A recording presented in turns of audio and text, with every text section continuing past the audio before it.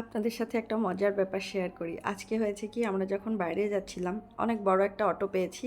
তো অটোটায় বসে আমার খুব ভাল লাগছিল, বেশ কমফোর্টেবল ছিল। তো আমি অটোতে বসার পরে তাহারিরকে বললাম, তাহারির মানে আমার বড় ছেলে, তাহারির চলো আমরা গাড়ি না কিনে আমরা এরকম একটা অটো কিনি, তাহলে অনেক ভাল লাগবে। অটোতে চড়তেও অনেক মজা, বাইরের সব পরিবেশ খুব সুন্দর দেখা যায়।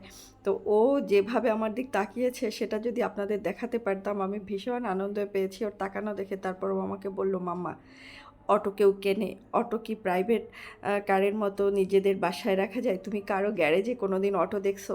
আর অটো চালাবে কে? তো আমি ওকে বললাম, অটো চালাবে। আমি আগে একটু হেসে নেই, আমার সত্যিই খুব মজা লাগছে। তো আমি ওকে বললাম, অটো চালাবে, আমরা একটা ড্রাইভার রাখবো। বলে, অটো যে চালায় তাকে আবার ড্রাইভার বলে? তো আমি বলি, তাহলে কি বলে? যাই হোক, এইসব মজার ব্যাপার-স্যাপার আমরা দুজনে শেয়ার করতে করতে আজকে বাইরে গিয়েছিলাম তানভীরের সাথে। আর আমি আপনাদেরকে আগেও বলেছি, আমি আমি বাচ্চারা শুক্রবার আসলেই তানভীরের লেজে লেজে থাকি।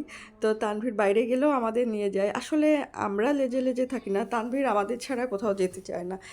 মাঝে মাঝে এমন হয় যে তানভীর বাইরে ওষুধ আনতে যাবে, ও আমাকে বলতে থাকে, চলো চলো চলো তোমায়, মানে আমাকে নিয়ে যাবে, মানে ও একা যেতে চায় না। তো মাঝে মাঝে দেখা যায় আমার যেতে ইচ্ছা করে না, তারপর আমার যেতে হয়।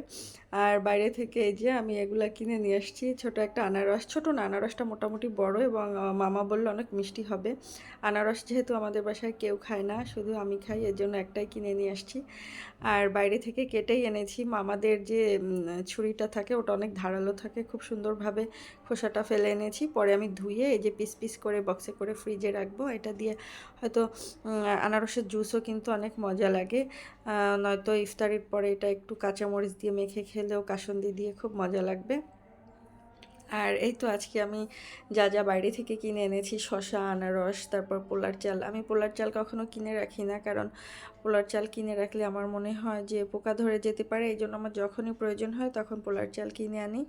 আর তাহারির বলল আজকে মোরগ পোলাও খাবে।